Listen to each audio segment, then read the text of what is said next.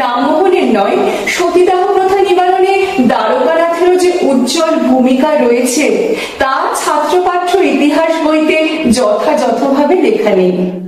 দ্বারকানাথ না থাকলে রামমোহন লর্ড বেন্টিঙ্কের কাছে এত সহজে পৌঁছতে পারতেন কিনা, পৌঁছলেও তার কথা মান্যতা পেত কিনা তা নিয়ে সন্দেহ রয়েই যায়।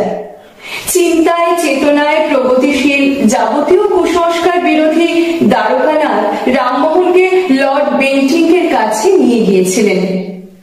সতীদাহ কতখানি ভয়ঙ্কর তা বেন্টিঙ্ককে বোঝাতে পেরেছিলেন।